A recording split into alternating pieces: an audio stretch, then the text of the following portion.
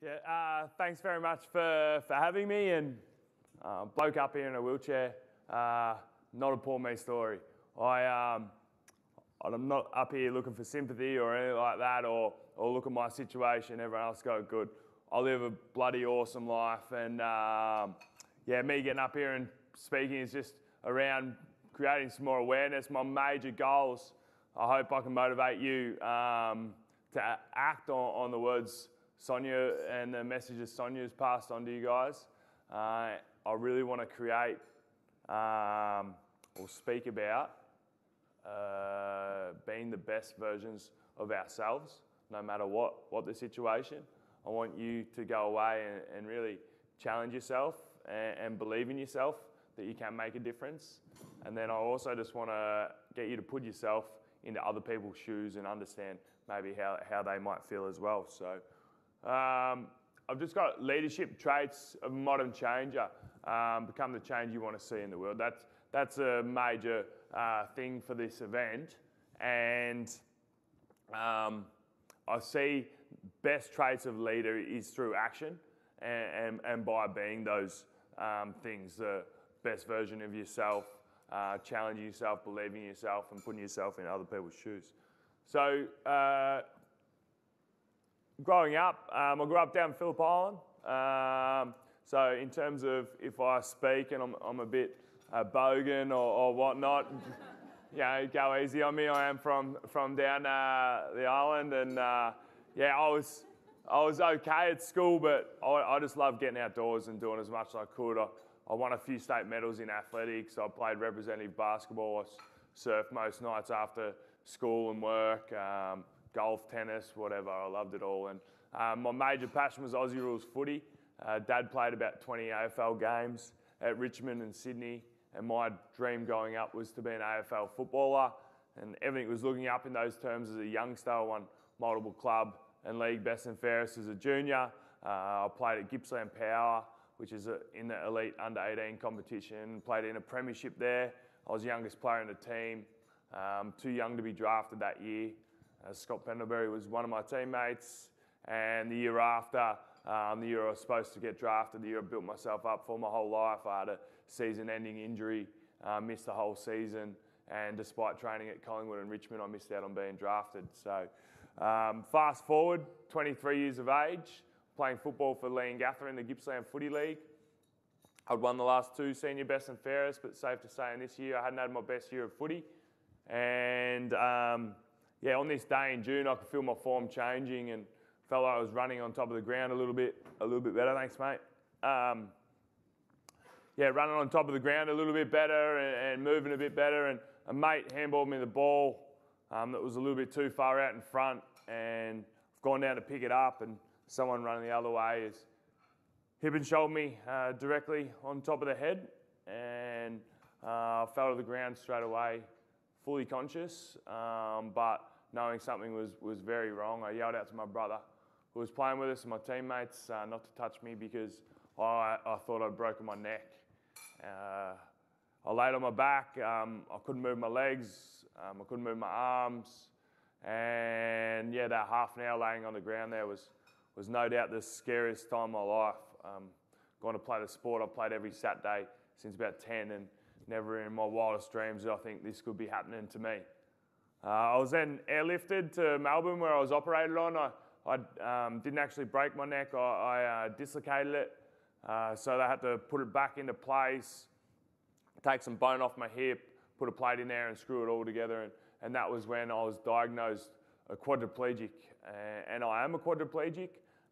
Me and my family thought a quadriplegic was someone that couldn't move their arms or legs at all. That's not necessarily true. There's different levels of quadriplegia, and essentially just means that four limbs are affected. So in terms of my injury, I got no movement from my chest down. So my stomach muscles I can't contract, my leg muscles. I can't move my fingers one little bit.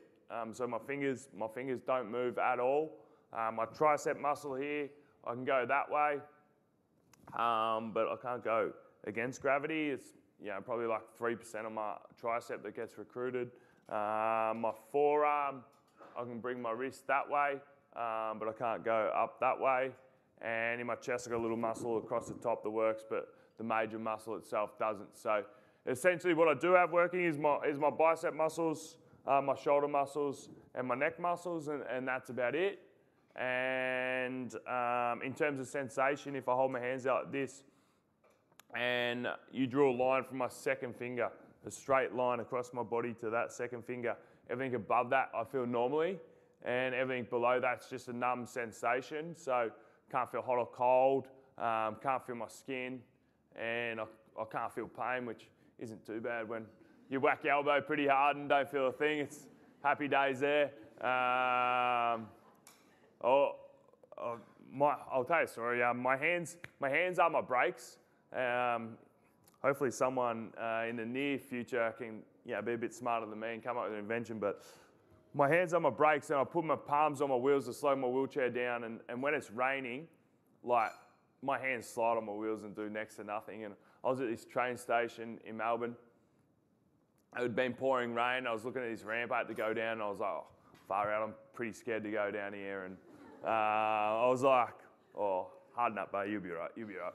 And I got about a metre down, I started losing control of my wheelchair. And the more you lose control, the harder it is to then stop. So the bottom of this ramp, I'm going the quickest I've ever gone in my life, I reckon. And I was hurning down. There's a fair runoff afterwards, and I'm thinking, oh, I might be right, he might be right. And then my chair just started going a little bit to the left, and there's one pole on the left, and that's it. And I'm heading straight for it, and I'm like, oh no, here we go. And about 3 metres from it, I've conceded defeat. I'm hitting this thing, and as I hit it and crashed into it so hard, I'm like, oh, that's all right, I can't feel my legs anyway. So, so it's not too bad not being able to feel a fair chunk of my body when I do stupid stuff like that. I've got one too many there. So I was in an induced coma for a week. I'm not sure why. I came to, I couldn't breathe. I had that blue tubing going to my neck, breathing for me. I couldn't talk. I couldn't eat any food. So I couldn't breathe, talk, or eat for 3 weeks. You never realise how much you love talking and eating until you're not able to do it for a few weeks. And that was a very challenging time. And I couldn't move my arms when I was first able to eat, or barely at all. So the nurse had to feed me. And if I was able to swallow some ice cream, they were worried about me choking. I was able to have some peaches, and Dad picks up this bowl of peaches as the nurse feeding me the ice cream, brought them up to his mouth and pretended to start eating them. And I swear my legs nearly started working. I wanted to go there and tackle him to the ground. But yeah, I spent 8 months in hospital all up. It was a very challenging time, getting used to the new situation. 5 weeks in intensive care, then transferred to a rehabilitation centre where I lived for 7 months, and got shown around the facilities, got back to my room, and that was when a massive amount of reality just hit me in the face.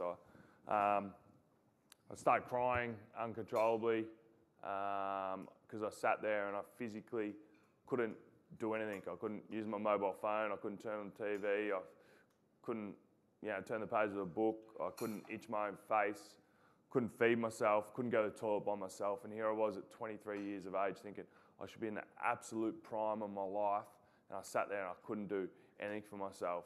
And I was right then when all these negative thoughts went into my mind of, what's the point of living if this is the way my life is going to be? Why has this happened to me? And I thought I was less of a person because of my injury. And back to what Sonia said around our negative biases, that's what the world has taught me over 23 years to that point, to believe about someone with a disability or that situation. That's what the world had taught me.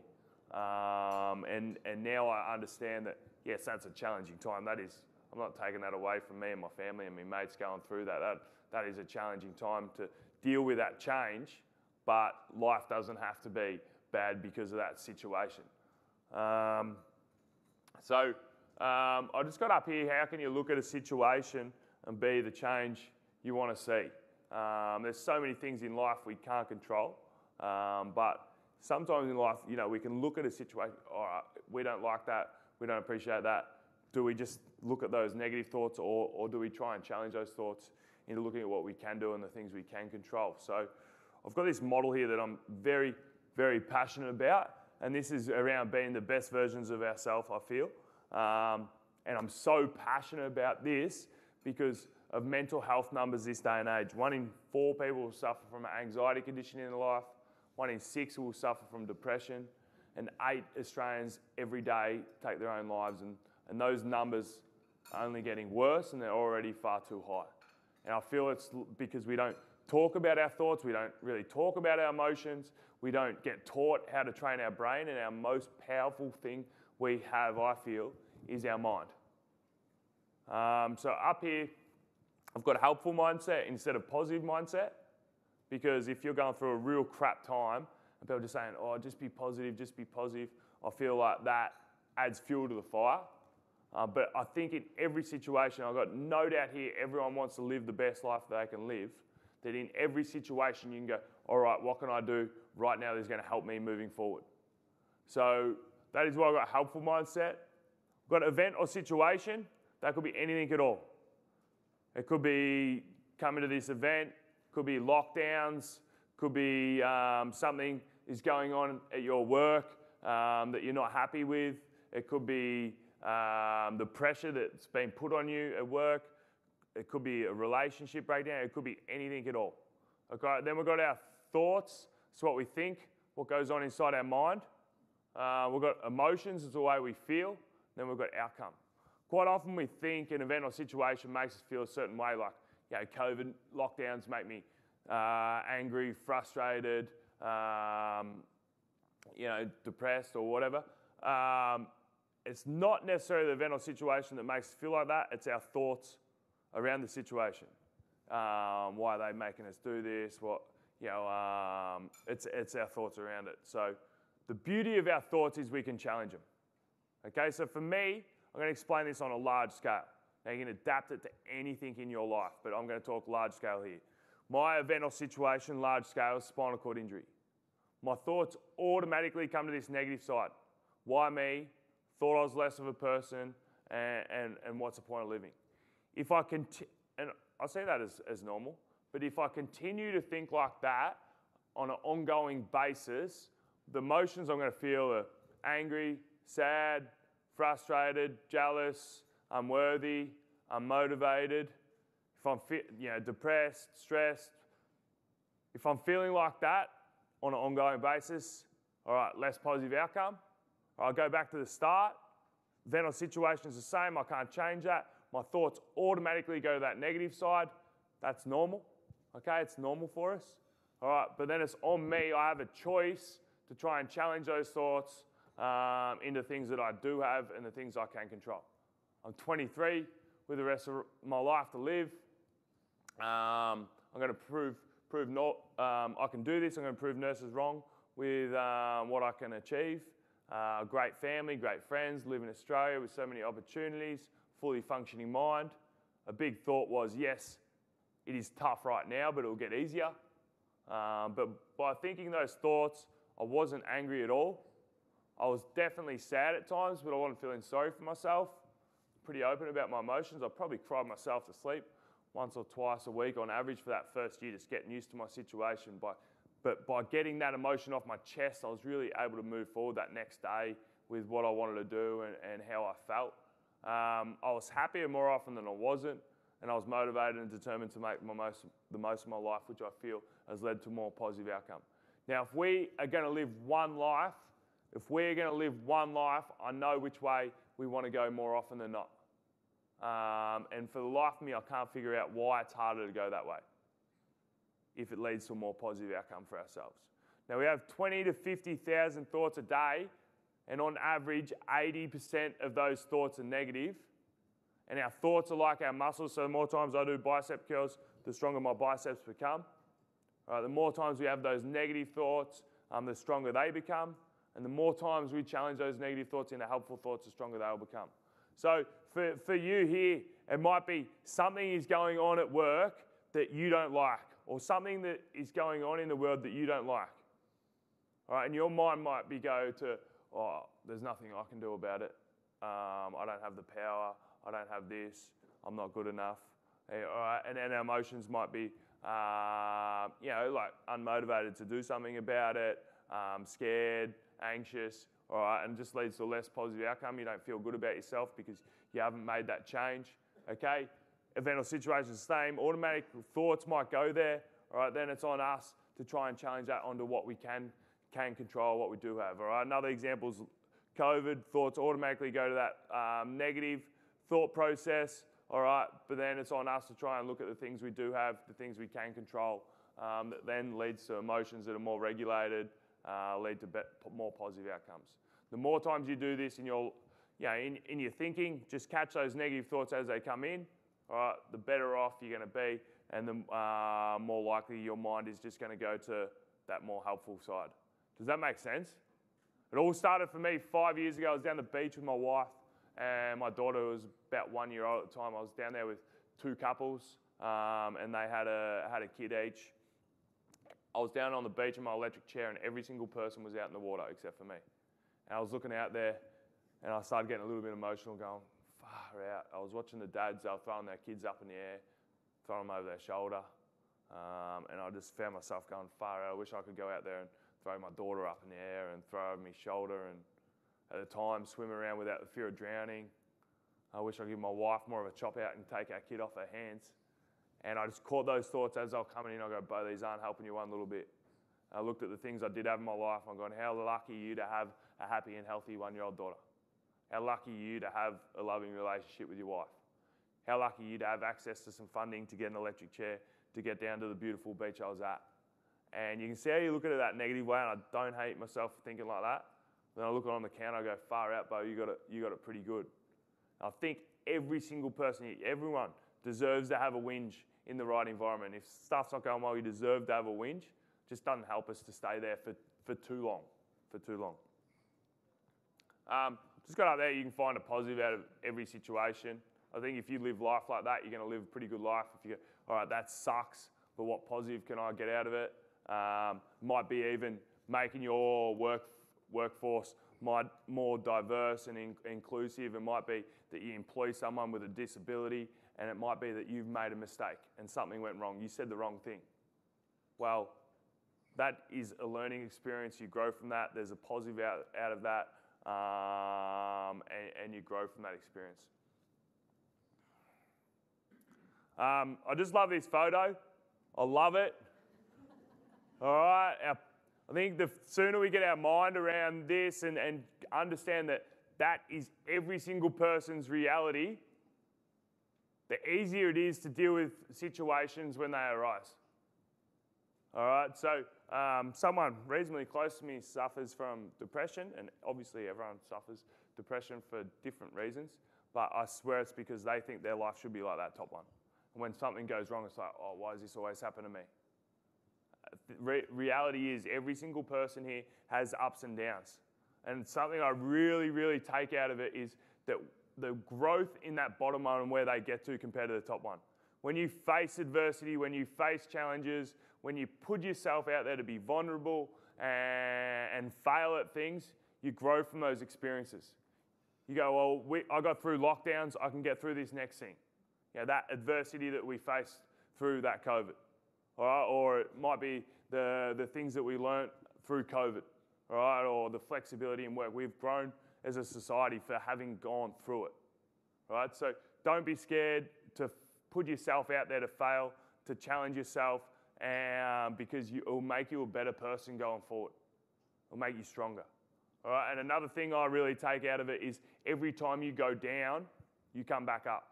So it might be moments in your life where you're just like, far out, this really sucks and you're really struggling. Just keep this photo in the back of your mind and go, all right, it will get better eventually. A few years ago, I had a real crap year with my health, and I just had this photo in the back of my mind just going, it's all right. You know, you down towards the bottom, it felt like at that point in my life. But just keep chipping away. It will turn eventually. So in terms of that negative bias around disability and the person I thought I'd become and thought I was less of a person, I'm now proud of the person up here in a wheelchair in front of you. I'm so thankful for my injury to being exposed to the disability community and the perspective that's given me on life and and the different people I've met through it. I married my partner Lucy, who I've been with since 15. I've got 3 kids now. My oldest daughter just started school this year, and then 2 boys. Got my license. I drove up here from Phillip Island this morning. I'm still actively involved in my sport. I won national championships for hand cycling last year. My kayak, I've got some straps made up for my balance. I've got handle made up for my paddle. I then can take the paddle off. I put a glove on my forearm, able to put a fishing rod in there. I'm able to cast out and reel in some squid and some whiting with my palm. Brother has to come over and get them off the line for us. Squid inked him in the face once, so that was a classic. I do gym work. Boxing. I play darts. I don't know how I play darts, but I'm able to somehow. I'm a director of Interact Australia, which is a disability organisation helping organisations diversify their workforce by employing people with a disability. I coach senior grade football at Phillip Island. I've coached for 5 years. We made 5 grand finals, 2 different clubs. I won't go into it, but anyway, senior level, 5 years, 5 grand finals. Won the last three premierships. Still coaching Phillip Island now, and my first games this weekend. So when I got out of rehab, though, I really believed that negative biases, and I thought I was less of a person. I had no sense of self-worth. I couldn't go back to my previous line of work. And I'm so thankful for this bit of advice when I received when I was 18. This bloke drew up a size of a circle the size of my fist. He said, that's your comfort zone. He drew up a circle around it and said, that's outside your comfort zone. He said, the more times you step from inside there to outside there, the better off you'll be. And I just rang true to me when I got out of rehab, and I'm like, I was literally scared to go for a push around the block by myself. It's amazing me now that I was, but how scared I was. And I just thought the more times I step outside my comfort zone, the better off I'll be. I did that, gave me a little bit of a confidence amongst a number of other things. I then thought, well, I've got to start using my mind. I applied for a university degree. My mind told me all those negative thoughts why I shouldn't do it. You know, how are you going to get there? I didn't have my license at the time. How are you going to write? You can't hold a pen. How are people going to perceive you in your new situation? My mind's trying to trick me as to why I shouldn't do it. And I thought, the more times I step outside my comfort zone, the better off I'd be.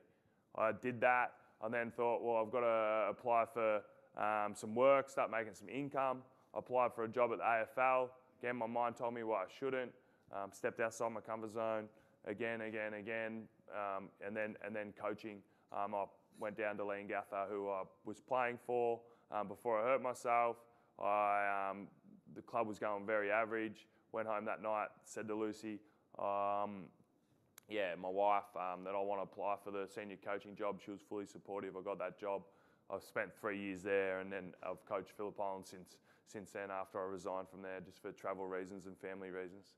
But I always think, if I never stepped outside my comfort zone to start off with, would I have a family now? Would I be as happy as I am now? Would I be a director of this Interact Australia? Would I be coaching footy? Would I be doing all this stuff I'm doing? And the answer is no. So in terms of whatever it is you want to do in your life, don't let fear hold you back. And in terms of diversity, equity, and inclusion, don't let fear hold you back from doing the right thing and the change you want to see.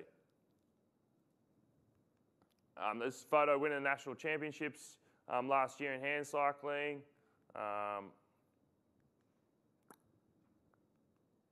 Some photos coaching. I've managed to come up with a surfboard that's Bluetooth to a watch I wear on my wrist. So I'll lay obviously on my stomach and elbows. I hit the watch with my teeth. Powers on 2 propellers under the board. Able to get on waves and still able to surf, which I never thought imaginable. Golf. I'm able to play golf. In a stand-up chair, I've got a glove made up for the club to go in. Swing one-handed. Able to play golf. I hit the ball about 100 metres. Hoping to get that to about 150. I should beat me brother at golf if I get it to there. So that's the goal. Here's just an example of what I was talking about earlier, the comfort zone. and stepping outside your comfort zone. And when we step outside of the comfort zone, the larger that circle becomes. So that might be in terms of fear, could be in terms of the diversity, equity, and inclusion. It could be in regards to going to work, going home, getting up, going to work, going home, and just getting in a comfort zone of continually doing those same things. Okay, so step outside our comfort zone, and that will grow you as a person. And then just lastly, I just want us to see people's strengths. All right, don't necessarily look at what I can't do or what people can't do. I really want to represent the disability community here and just go, every single person has strengths. If Churia Pitt walks into your office or to be employed by you guys, your organisation, initially she might not look the same as us, all right, but she's one of the strongest women I've ever seen. Okay, myself, I'm fumbling around with different things. At the AFL, I've got no doubt the direct people I worked with, I had a real influence on those people, created a positive culture within the organisation, and did my job just as well as anyone. We've got a young bloke at the footy club with Down syndrome. He comes in, he's a pretty terrible footballer, all right? That's a weakness of his. But he makes every single person at our club better for having him there. He brings more passion than anyone else to the club. He brings joy to what we do. They're the strengths he brings. He might not be as good a footy player, but he makes everyone around him better, which makes our team, our culture, our club better for it. All right, so I just really want us, and it frustrates me that the bloke on the left up there, me prior to my injury, is more likely to be included, is more likely to be employed, more likely to be accepted, when the bloke on the right and the bloke sitting here before you is a far better person. Not that I was a bad person before him, but I'm a far better person. I'm more, I've been exposed to more diversity, adversity. I'm stronger, or I'm more inclusive, I'm more well-rounded, I'm more empathetic, I'm more grateful, more appreciative, like a far better person. But that person on the left is more likely to be included. So just encourage you to see people's strengths over their weaknesses. So just in finishing, I really want you to grab on to one thing, all right? And my thoughts on all of this is, if you are a more well-rounded person, if you're the best version of yourself, if you challenge yourself to step outside your comfort zone and you put yourself in other people's shoes, that you are going to be the best diversity, equity, and inclusion in your workforce. You're going to be the best version of yourself. You're going to really. So if you can grab onto one thing I said and then be motivated to make change and be the change that you want to see, then I feel like I've done my job. So in terms of takeaway messages, helpful mindset, which I'm so passionate about and I feel like we neglect, but be aware of our thoughts and emotions. Catch your negative thoughts as they come in. Everyone deserves to have a whinge. It's all right to have a whinge, right? You don't. Some people feel like, oh, what have I got to whinge about when the person over there is far worse off? You deserve to have a whinge. Right? Get it off your chest and then move forward. Focus on what you can control rather than the things you can't. All emotions are normal. Don't hate them. Some best advice I've received is all emotions are normal. It's normal to feel stressed at times when you've got a big workload on. It's normal to feel a bit anxious in different situations. It's normal to feel a bit flat at times. Every single person feels those emotions at different stages. Don't hate them. Just get back to your thoughts and challenge your thoughts. Life is filled with ups and downs. Expect it and grow from it. You can find a positive out of every situation and train your brain. It's the most powerful thing you have. That's around our helpful mindset. We've got to step outside your comfort zone, and that might be in terms of facing your fears with different things, and believing in yourself. Right, so many of those negative thoughts are just doubt about ourselves or talking down about ourselves. Believe in yourself. All right? If you're a woman in a male-dominated company, believe in yourself. All right? Step outside your comfort zone. Challenge yourself. Don't conform to what people think you should do. See people's strengths, not weaknesses. All right? And lastly, you are a changer, and we are all far more capable than we give ourselves credit for. You're far more capable, and that might be a small change, it might be a big change. Okay, but if someone had rang me when I was younger and said, Beau, in the future, you know, biceps are worked, your shoulder muscles and neck muscles, and that's about it, and I shut my eyes and I tried visualizing that person, there's no way that I think that that person could be happy. There's no way that I think that that person could do the things that I do. And it's not that I'm extraordinary or anything like that, it's just that you're thrown in this situation and you learn you're far more capable than you give yourself credit for.